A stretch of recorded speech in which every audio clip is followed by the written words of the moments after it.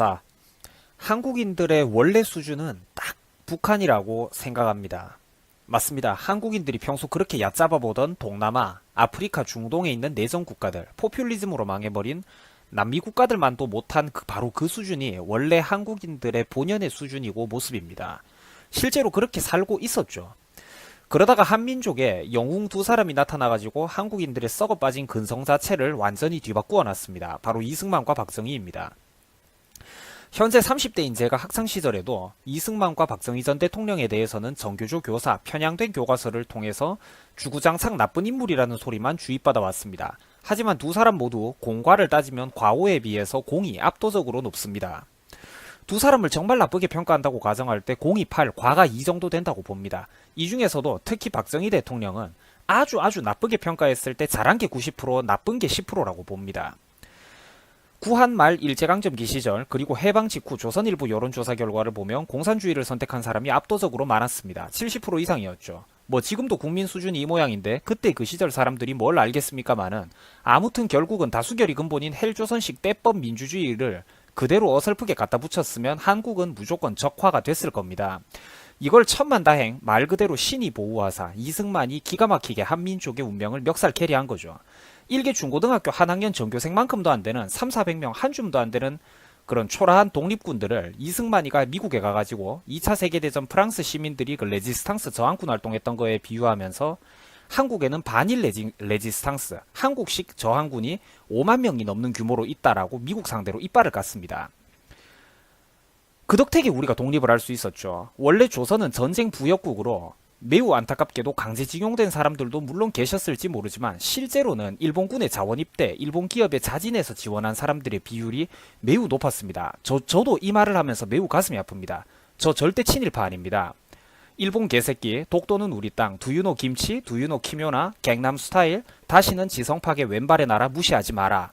저도 국뽕 맞은 한국인입니다. 그러나 불편한 진실, 초라한 역사도 있는 그대로 인식하고 두 번 다시 그 실수를 반복하지 않는 게 더 중요합니다. 그게 참 역사, 참 교육, 역사 교육의 참 의미 아니겠습니까? 유교 탈레반 정신으로 뿌리 끝까지 썩어버린 구한 말 그때 당시 조선사회는 땅 없고 가진 것 없던 사람들이 실질적으로 할 수 있는 일이 없었습니다. 이때는 봉급주는 일본의 전범 기업들, 일본 군대라는 직업이 조선 청년들에게 매우 매력적인 직장이었습니다.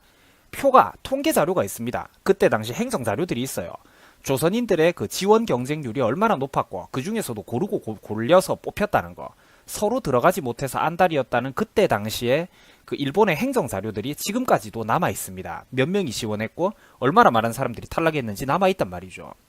왜 한국이 한반도민들의 역사를 있는 그대로 가르치지 않는지 아십니까? 너무나도 부끄럽기 때문입니다. 교수들이 가르칠 게 없기 때문이에요. 자라나는 학생들이 보고 배울 것보다 끌끌하면서 혀찰 일이 훨씬 많기 때문입니다. 정권 입장에서 국가관, 자존감을 불어넣을 수가 없는 거죠. 그런데 여러분들, 내가 한번 묻고 싶습니다. 여러분들은 왜 초라한 역사가 부끄럽습니까? 내가 한 것도 아니잖아요. 여러분들이 그 초라한 역사 만든 거 아니잖아. 제대로 알고 배워서 두 번 다시 그런 역사가 반복되지 않도록 하는 게 훨씬 더 중요한 거 아닙니까? 그게 다 한국인들은 독서량이 부족하고 진정한 의미에서 말하는 철학과 자존감이 결핍되어 있기 때문입니다.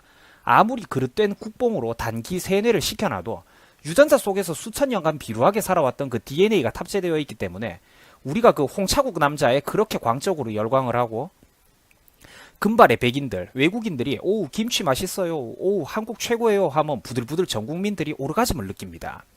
쌀딩크 박항서가 동남아 리그 베트남에서 성과 좀 냈더니 거기에 온 국민들이 미치는 거 보세요. 중국도 급이 높다고 안 끼워주는 데가 스즈키컵입니다. 특정 체육계 라인들만 판치는 한국 사회에서 고통받다가 베트남에 뒤늦게나마 날아가셔서 이제 날개를 피고 계신 박항서 씨의 업적을 폄하하자는 게 절대 아닙니다. 대한민국인들의 불쌍하고 애처로울 정도의 그 밑바닥 자존감을 비판하자는 것입니다. 한국인 좋다, 한국인 최고다, 한국 음식 맛있다 이런 칭찬을 외국인들이 이런 칭찬을 해주면 온 국민들이 쾌감에 몸을 베베 꼽니다. 전 세계에 이런 미친 나라는 없어요. 그 이유 자체가 유전자 속에 각인되어 있는 그 여러분들의 낮은 자존감 때문이라는 겁니다. 한국인들의 자존감이 낮기 때문이에요. 실제로는 당신도 나도 여러분들도 알고 있습니다. 한민족은 위대하지 않다는 걸. 이 쓰레기 같은 민족들을 데리고 멱살 캐리, 아니 엑스맨 울버린 아다만티움급 쇠사슬 캐리를 한 게 바로 이승만과 박정희입니다. 이승만은 일본을 도와준 조선이 전쟁 부역국, 전범국으로 함께 싸잡힐 뻔했던 걸 미국에 이빨 털어가지고 승전국으로 만들어놨습니다. 한국이 조선의 입장을 완전히 뒤바꿔놨어요. 때마침 자기 학교 친구 동생이 메가더 장군인 그 기연까지 겹쳤죠. 이승만 본인이 미국에 있는 동안 일본을 경계하라면서 일본의 진주만 공습을 예측한 자서전을 쓴 적도 있습니다. 이 여러 가지들이 겹쳐가지고 미국 정부에서는 한국이 이런 정신, 이만한 지성을 보유한 지도자를 보유했다면 독립할 자격이 있다라고 판단했던 거죠. 물론 이승만 씨 안 좋은 거, 모양 빠지는 거 있다는 거 저도 잘 알고 있습니다. 그런데 건국 대통령으로서 광활한 아시아 대륙 전체가 빨간색으로 물들었던 그때 그 당시에 서구식 자본주의, 서구식 자유민주주의 시스템을 한반도 끝자락 동아시아에다가 뿌리 내렸다라는 그 공로 자체가 이승만의 모든 단점과 과오를 압도적으로 뛰어넘습니다. 글자 위로 갔네. 그 모든 그 과오를 압도적으로 뛰어넘습니다. 이걸 이해하는 사람이 정상인, 개념인, 지식인입니다. 이승만이 모양새 빠지게 퇴장은 했지만 말년에 그가 자유민주주의 시스템의 기본 뿌리는 내려놨기 때문에 그 이후에 한반도에서 박정희라는 인물이 나올 수가 있었던 것입니다. 이승만이 없었다면 박정희도 있을 수 없었겠죠. 그리고 이게 뭐 꼭 이승만이 더 잘났다 그런 말을 하자는 건 아닙니다. 그냥 한국 역사를 제가 있는 그대로 한번 읽어드리는 거예요. 이승만이 닦아놓은 한국의 초석, 기본 바탕과는 별개로 박정희의 한국 근대화에 대한 공로는 지대합니다. 김영삼, 김대중의 목숨 걸고 핏대 세워가면서 반대하던 경부고속도로, 당시 한국의 1년 정부 예산의 5분의 1 이상을 몰빵해가면서 꼭 해야 된다라고 밀어붙인 게 바로 박정희입니다.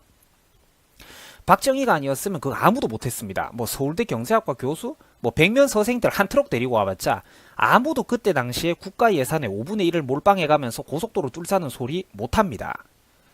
김대중의 선전 선동구호는 지금 우리가 2018년을 살아가는 지금 우리가 봐도 매우 매력적이었습니다. 당시 한국이라는 나라 전체를 통틀어서 자동차가 몇 대나 있냐? 차 있는 사람들은 부자. 차 있는 사람이 이제 부자냐 가난한 사람이냐? 그러면 고속도로는 누구를 위한 정책이냐? 부자 위한 정책이다. 차라리 그 돈의 반의 반만 써서 남미의 좋은 시감자, 옥수수를 수입해오는 게 국민들 저녁이라도 배불리 먹을 방법이다. 이런 소리를 했습니다. 미래를 다 알고 있는 저 같은 사람조차도 그때 당시에 살았더라면 열렬하게 김대중을 지지했을 것 같습니다. 삼시세끼 밥도 못 처먹던 시절에 아스팔트 포장고속도로 400km 깔자는 박정희의 발상에 어느 누가 감히 선뜻 동의할 수 있었겠습니까? 그때는 그랬죠. 자, 세상 이치 간단합니다, 여러분. 리더가 남들이 안 된다는 거 밀어붙였을 때 실패하고 쪽박 차면 그건 독선입니다. 아집이죠. 반대로 리더가 남들이 안 된다는 거 똑같이 고집을 부렸는데 반대로 성공하고 대박이 터졌을 때 이거는 바로 리더십이라고 부르고 미래를 내다보는 안목, 신의 한 수라고 우리는 부릅니다. 박정희는 바로 이 신의 한 수, 후자에 속하는 사람입니다. 분명히 미래를 내다보는 안목이 있었고 박정희에게는 리더십이 있었죠. 대일 청구권 자금 떡밥이 되게 시끄러운데 이거 말 자체가 언어 도단입니다, 여러분. 세계 어느 나라가 지들 힘세갖고 제국주의 깡패 시절에 약소국 식민 지배했던 거 갖고 배상금을 지불한단 말입니까? 이거 2차 세계대전 당시에 뭐 동아시아라든지 뭐 호주까지 그때 정복당하고 했었는데 2차 세계대전 당시 동아시아 국가들 중에서 일본한테 이런 식으로 배상금 명목의 금전을 뜯어낸 나라 자체가 그리 많지가 않습니다. 박정희 정권 때 이거 받아낸 것 자체가 대단한 거예요. 그리고 그나마 그 중에서 여러분 또 유의미한 그 액수로 봤을 때 액수를 좀 실질적으로 많이 뜯어낸 나라는 거의 2개, 2, 3개 나라 정도가 전부였습니다. 그 중에 대표적인 게 필리핀과 대한민국이었죠. 그런데 필리핀을 비롯해서 그 일본으로부터 이제 뭐 어느 정도 돈을 배상금 명목의 돈을 받았던 대다수 나라들은 부패한 후진국 정부 관료들이 그런 사회 부조리에 의해서 싹 다 헤쳐먹거나 혹은 부자 동네 담장 고치고 길이나 새로 뚫고 뭐 수도, 도시, 미관 리모델링이나 하자 이러는데 흐지부지 다 써버렸습니다. 조경하는데. 박정희는 그 돈으로 뭐 했는지 아십니까? 일본에서 받아온 그 국민들 피값으로 뭐 했는지 아세요? 신의 한 수도 아닌 두 수, 세 수입니다. 포항제철 만들었습니다. 박정희는 포항제철의 그 초대 회장으로 박태준 씨를 앉혔는데 원래 이 박태준이라는 사람은 원래 박정희가 사관학교에서 그 교수 잠깐 하던 시절에 그 밑에서 수학을 배우던 학생이었습니다. 포항제철을 처음 만들 때 박태준이 부담스러워서 맡기 싫다고 2번, 3번 뺐습니다. 그거 윽박질러 가면서 임자가 적임자니까 잔말 말고 맡으라고 우격다짐으로 밀어넣은 사람이 바로 박정희였습니다. 5.16 쿠데타 벌일 때도 뭐 물론 저는 이게 좋은 쿠데타라고 생각을 하는 사람인데 5.16 쿠데타 벌일 때도 박정희가 그 박태준을 두고 뭐라고 했냐면 임자는 이번 일에서 빠져라. 만약 일이 잘못되면 내 가족들 좀 돌봐달라면서 제로 리스크 하이 리턴 꿀 중에 꿀 대접을 해줬던 사람이 바로 박태준입니다. 근현대 대한민국은 하나부터 8에서 9까지가 박정희 손으로 만들어진 나라입니다. 박태준 씨가 물론 뛰어났지만 그 사람을 고른 게 바로 박정희라는 거죠.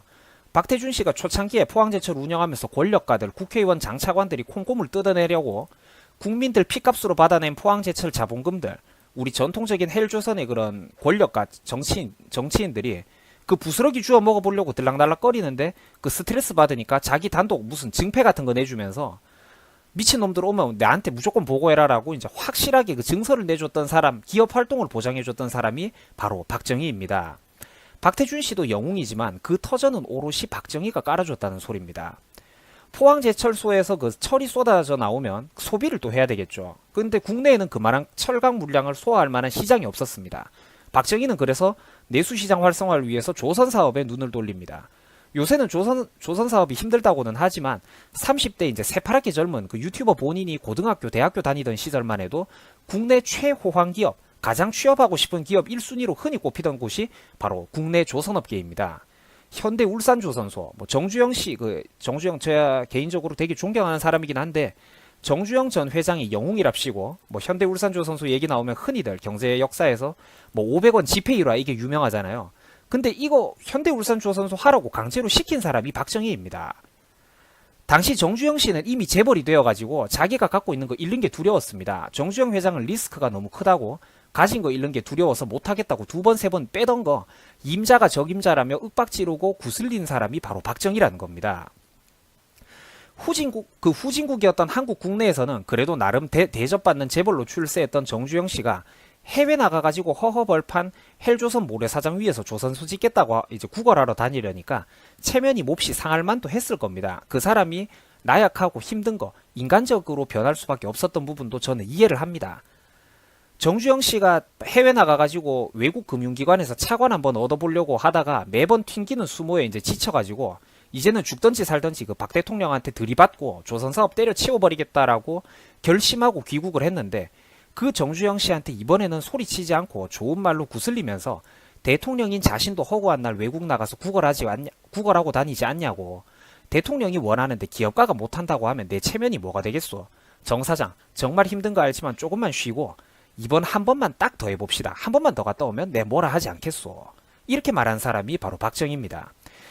거기에 정주영 씨가 힘을 얻었죠. 만약 박정희가 고압적으로 부하 직원 대하듯이 이번에도 윽박질렀더라면 에라 모르겠다 2판 4판 때려치우려고 했는데 대통령이 진심 어린 목소리로 자기를 다시 구슬리고 낮은 자세로 나오니까 그걸 보고 정주영 씨도 감복했던 겁니다.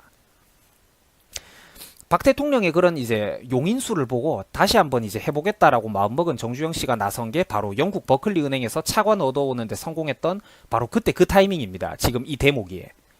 흔히들 여러분들은 뭐 500원짜리 당시 그 한국 지폐 거북선 보여준 일화 한 방만으로 정주영 씨가 손쉽게 외국에서 차관을 얻어왔다고 잘못 알고 계시는데 현실이 그렇게 신화적으로 돌아가지는 않습니다. 그렇지는 않았고요. 그때 정주영 씨가 돈을 빌려온 팩트는 그 영국의 그 버클리 은행장이 웃으면서 당신의 애국심은 알겠지만 그것과 비즈니스는 별개라고 했습니다.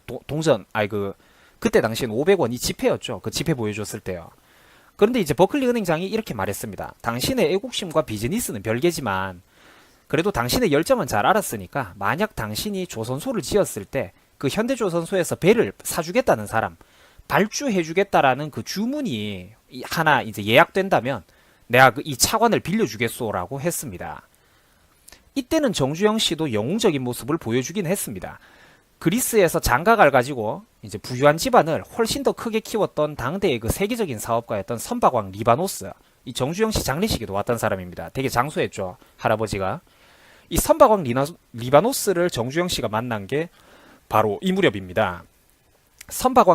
그리스의 선박왕 리바노스는 그때가 정주영과 초면이었지만 동아시아의 빈국에서 난데없이 날아와가지고 있지도 않은 조선소에서 배를 만들어 줄 테니 우리 회사에 주문 좀 넣어달라는 그 정주영의 뚝심과 배짱에 그걸 보고 이제 호감을 느꼈습니다. 그리고 매력을 느껴서 배를 선뜻 구입을 해줬습니다.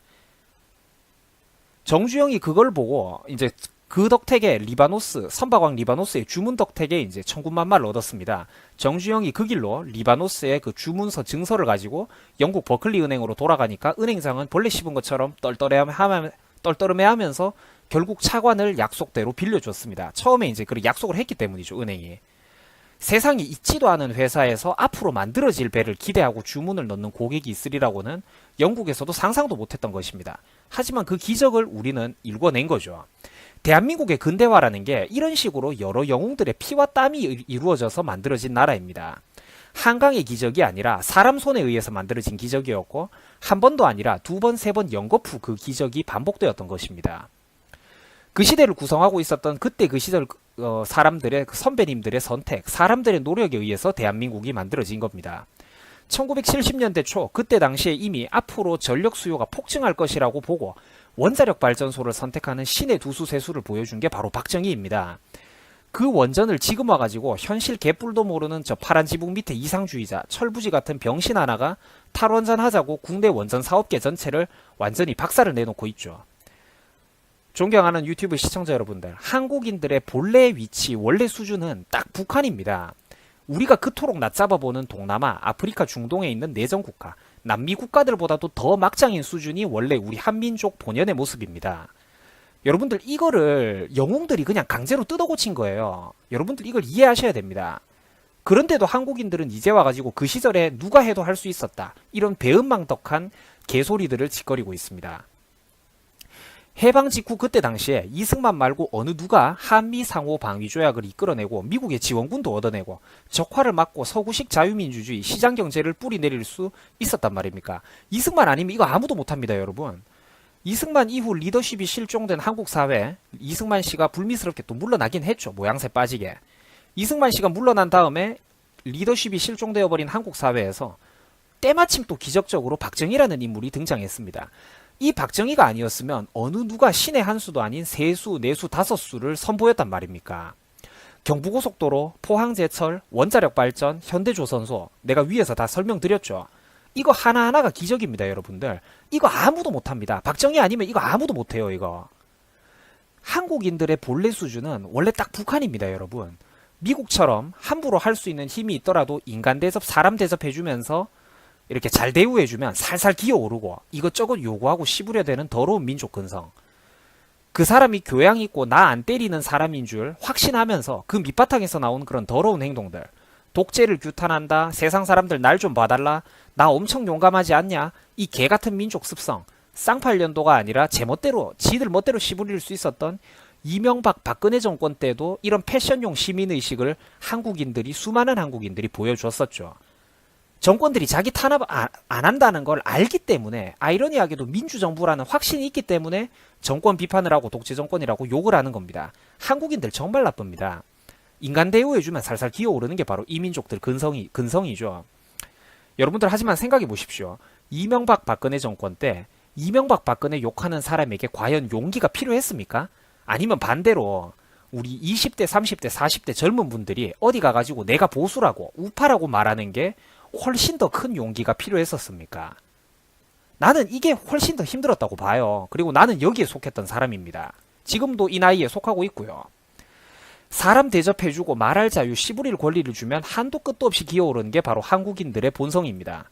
나를 함부로 대할 수 있는 사람이, 힘이 있는 사람이 그럼에도 불구하고 나를 존중해주면 기본적으로 그 배려에 대해서 최소한 그 나라의 사람에게 최소한 고마워할 줄 아는 염치가 필요한데, 한국인들은 바로 그 염치가 없는 민족이라는 겁니다. 배려가 계속되면, 호의가 계속되면 권리인 줄 알죠. 반면에 북한마냥 중국처럼 사정없이 군홧발로 찍어 누르고 양아치처럼 탄압하고 좁혀고 마지막 한 방울까지 조져대면 누구보다도 말 잘 듣는 순종적인 개가 되어버리는 게 바로 한국인들입니다.